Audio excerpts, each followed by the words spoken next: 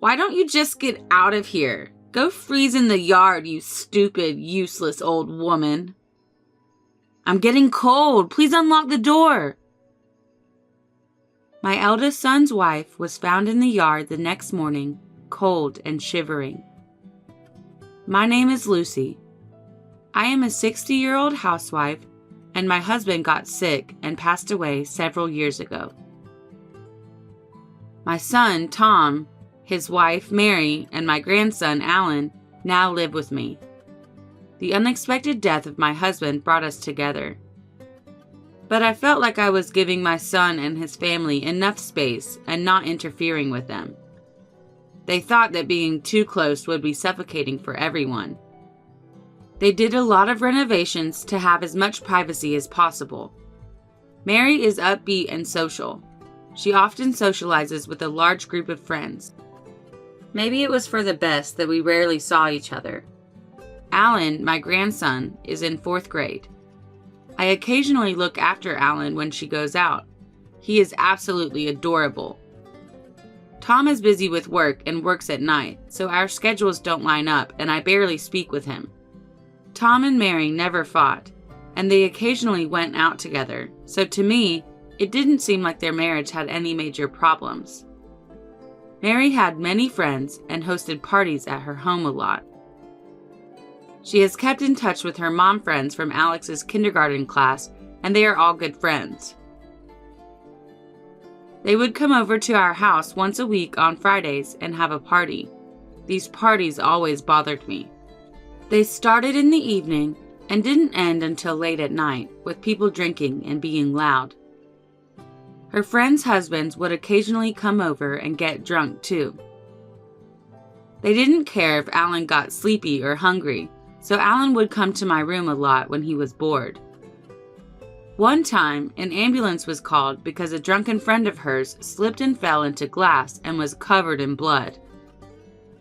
Another time, a fight between couples became so heated that they were on the verge of calling the cops. It was always me who calmed Alan down and apologized to the neighbors the next day for causing a scene. Mary didn't want the parties to stop, and she looked forward to them every week. I considered talking to Tom about it, but since he worked the night shift on Fridays, he had never witnessed these parties. I didn't feel comfortable confronting him. I expressed my concerns about Alan to Mary once. "Don't you think they're a bit much? I don't want the police or an ambulance called. It's bad for Alan." "I'll look out for Alan on Fridays, so why don't you all go to a restaurant outside and drink responsibly?" "I'm not allowed to unwind? Living together stresses me out more than you know. Wouldn't you feel the same if you were in my shoes? Plus, going out to drink costs more money than doing it at home. I can't tell them they can't come here. You don't know how I feel." She was furious and refused to speak to anyone. Then there was one Friday. Alan was drowsy when he got home from school. He said he felt tired. I took his temperature, and he had a 100-degree fever. "Of all days, it's Friday. Everyone will be here soon, so why don't you go to your room and sleep so you don't bother us?"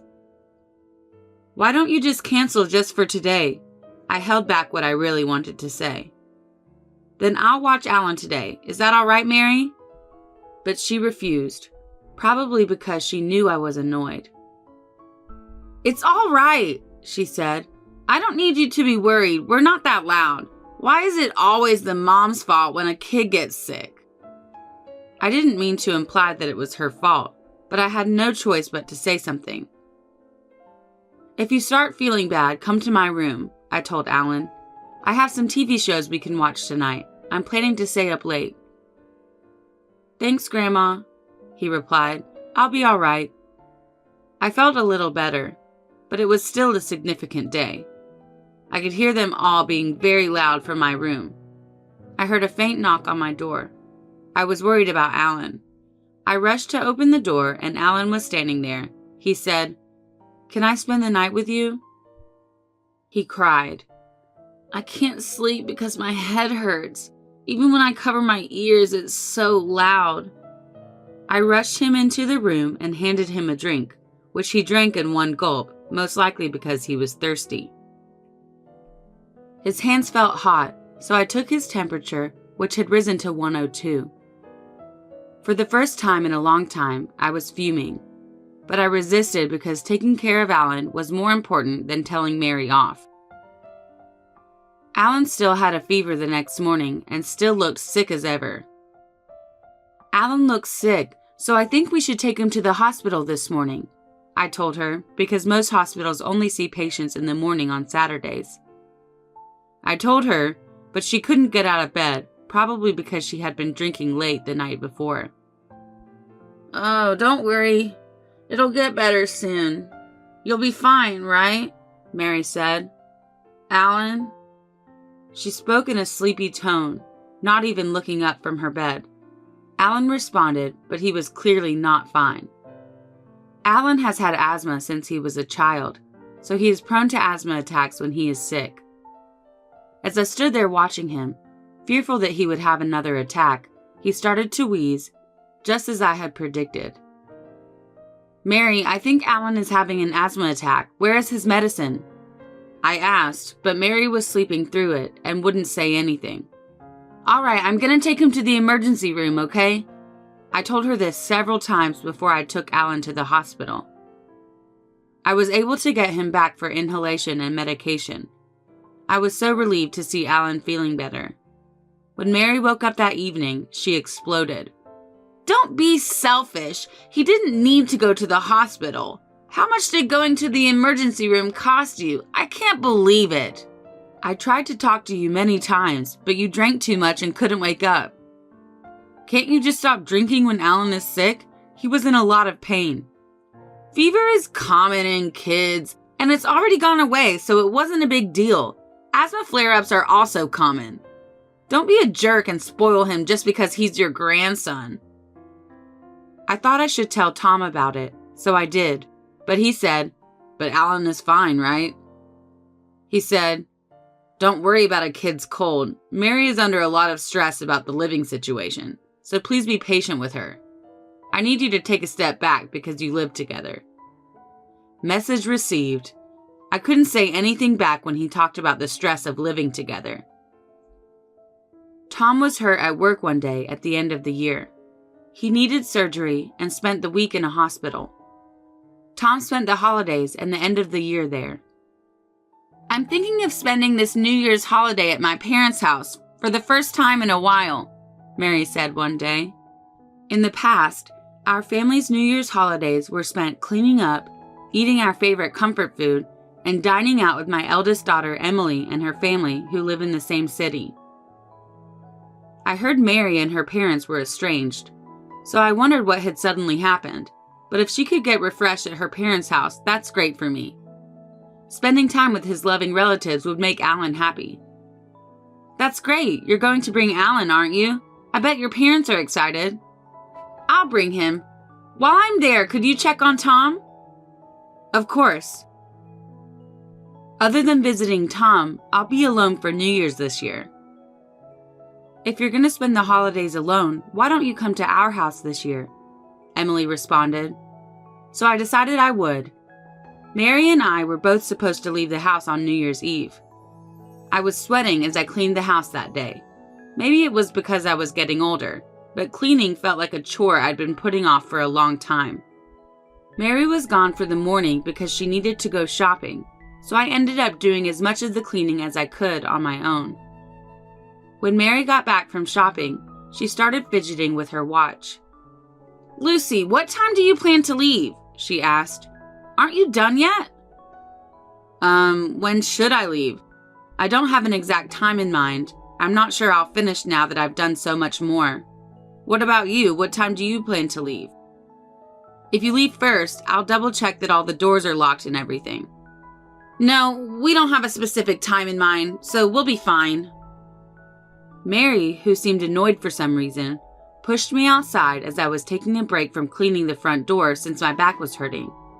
She also threw my stuff outside as if to throw it at me, and she said, "Oh my God, how long are you going to keep cleaning, you slowpoke? Go freeze in the yard, you useless old woman.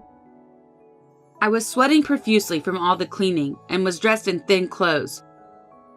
So when I was thrown out into the yard, I was cold and chilly. It was snowing outside. Mary, let me in. I haven't changed my clothes. I'm freezing. You shouldn't be so slow. Why don't you just leave? My coat had been thrown out with my luggage, so I put it over my sweaty t-shirt for the time being.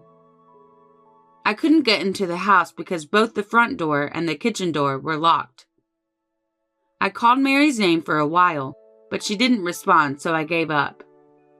I decided to take a train to Emily's house because there was nothing else to do. I made it there. What's wrong? Why are you in such thin clothes? Emily asked, surprised to see me. Get inside. You'll catch a cold. Have you seen Bob? He was worried about you because it was snowing, so he headed to pick you up. He said he texted you. Only then did I realize I'd left my phone at home. Emily's son, Bob, is a college student. I felt bad for him because he'd driven all the way there to pick me up and we missed each other. Emily texted Bob and told him that I came by train. Then Bob told us something shocking. I called you several times, but you never returned my calls. Then I heard a ringtone coming from inside the house. I assumed you were sick, so I went inside on my own. The front door was unlocked for some reason. I found your phone in the living room and figured you weren't there, but then I heard noises coming from upstairs. I went up because I thought maybe it was a robber. It makes sense that Bob would think it's a robber since the door was unlocked. Then I noticed Mary and an unknown man hugging in the bedroom. What? Mary headed to her parents' home with Alan. I was taken aback and froze for a minute. They jumped off the balcony into the yard, wrapped in a comforter. So I dashed after them and looked around the yard, but I couldn't find them. They escaped. You let them escape? I don't think they got hurt because of the bushes and the snow on the ground. I locked the second floor door and was about to leave when I heard a noise from the next room and saw Alan. Alan was small enough to hide behind Bob. Sorry, my mom told me not to leave my room until after the new year. Alan was sitting in his room, surrounded by a bunch of sweets, bread, and juice. I brought Alan here because I thought he'd have more fun and be more comfortable here. I made sure to lock the front door. The key is under the flower pot. I'm glad nothing has changed since I was a kid. You did a good job of shutting the door. Mother, I believe it's time to discuss the future with Tom. Let's play some games, Alan. The two happily exited the room. I'm not interested in Mary's affair right now. They can talk it out or do whatever they want, but I can't forget what she did to Alan. We spent that night relaxing with Emily and the others because it was already dark. Emily, Bob, and I went back home the next morning. We chose to leave Alan with Emily's husband. When we got home, we noticed a figure at the front door. It was Mary. She was barefoot and trembling, wrapped in a comforter. Ah, there she is. You locked me out! Mary shivered in the cold and chattered her teeth. We went in the house so Mary could warm up. At this point, I couldn't even speak to her. Eventually, I broke the ice once Mary stopped shivering. I heard from Bob. Who were you with on the second floor? What are you talking about? You've got the wrong person. And Bob, what are you doing breaking into someone's house? Why didn't you press the intercom button? I noticed a pair of men's shoes near the entrance. But are those Tom's? Let me ask him. There was a thief in the house. I was about to start a fight when I was surprised. It was a close call. That's a big deal. I guess we need to call the cops. Emily took out her phone. Stop! I see what you're doing. Okay, you caught me. So who the hell is that man? Mary lowered her head and didn't respond. Didn't you jump off the balcony with that man? What happened to him? Where is he? He left a long time ago. Mary was surprised to be abandoned by the man she was having an affair with. And she spent the entire night barefoot, wrapped in a comforter, and he had left and gone home. Oh, he left you? How sad. Mary's face became flushed, like Bob's words struck a nerve. How could you not take care of Alan? Did you plan to lock him in the room while you were having fun? I'm not interested in your affair, but I just can't forgive you for what you did to Alan. I agree with her. He's in 4th grade. He can be alone just fine. I may be his mother, but that doesn't obligate me to prioritize him in my life. I have things I want to do as well. Just because he's my son doesn't give him the right to interfere. This caught me off guard. Emily, Bob, and I were all speechless by our rage and shock. Tom will be released from the hospital shortly. Alan and I were to stay at Emily's house until then. The day came for Tom to be released. We decided to have the discussion at our house, but I didn't want Alan to be there. Mary may say something hurtful to Alan. I decided to let him have some fun with Bob. I asked Bob to play with him. Emily, you're here? What's wrong? Emily told Tom the facts in a straightforward way. What do you mean, Mary? Is this true? Well, you were busy with work, and I was lonely. Please accept my apology. Mary, did you lock my mother out of the house in the snow? No, that's not it. And what about locking Alan in the next room for a long time while having an affair? Tom, Mom told you about the Friday night parties, didn't she? Why didn't you and Mary discuss it? I'm not sure how to go about it. The most important thing to remember is to never be afraid to ask for help. I'm tired from work too, and it's been a pain, and I'm sure Mary has a lot to say about living with Mom. You two are a perfect match. You both run away from problems and take the easy way out. Do you ever think about others? You two should talk about it and decide what you're going to do together. You're both adults. But you have to think about Alan. I won't let you turn your back on him. They decided to divorce a few days later. Mary was ordered to pay child support and alimony to Tom, who had custody. Mary admitted everything, and the divorce went smoothly. We never found out who she was cheating with. Mary refused to say anything, and Tom was too busy establishing a new life for himself and Alan to worry about it. But 3 months later, the other man's family found out about the affair, and we learned who he was. To my surprise, the other man was married to one of Mary's mom friends. It was one of the men who came to the Friday night parties sometimes. He and Mary continued their relationship after she and Tom divorced. The reason she easily agreed to the divorce was because she didn't want anything about the parties to come out. I don't understand how she could keep dating a man who abandoned her in the snow while she was freezing. Mary stayed with him even though she had to pay child support and alimony. The other man's wife demanded alimony and that she distance herself from him. Then I kept thinking about how the front door was unlocked that day. They were both too focused on the affair and had forgotten to lock the door. Bob would have rung the intercom if it had been locked. I told Bob that even if the door was unlocked and he suspected there was a burglar, he shouldn't have gone in, because he could have been attacked. Because I was worried about Grandma, he explained. Those two would have been surprised if the cops showed up out of nowhere and caught them cheating. I'm not experienced enough. Because, well, you know, he's a bit of a jerk, but he tries to make everyone laugh, and he treats Alan like his own brother. Mary had a lot of friends, and word of the affair spread quickly to everyone. She left the area, most likely because it was hard for her to live in the same city. Apparently, the group of friends harassed them quite a bit until they moved. They are living a life they can't afford in a new place. They have to spend money on Alan, pay alimony to Tom, and pay alimony to his ex-wife. Mary is at odds with her parents and is working tirelessly with no help. She called our house once. "I'm so sorry," she said. "I'm lonely and I'm suffering because I don't have anyone to turn to. Please forgive me. Please help me." Oh, it was one thing to want to see or talk to Alan, but it was another thing to want to avoid responsibility for what she had done. The kids of Mary's mom friends bullied Alan for a while because of Mary. Tom was able to talk to their parents, and the kids fixed things amongst themselves. But I wonder how much it broke Alan's heart for his mother to disappear and then be bullied by his friends. I thought about telling Mary how hard it is for Alan, but I doubt she would care. "Is that all you want to say?" I asked. "Don't contact me." That's all I said before hanging up the phone. I moved in with Tom and Alan. There have been ups and downs, and there will be more downs, but we will work together to overcome them.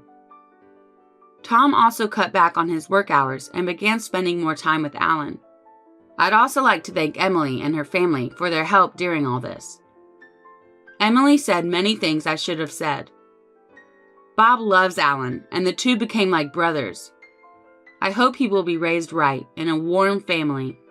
I'm glad I get to watch him grow up.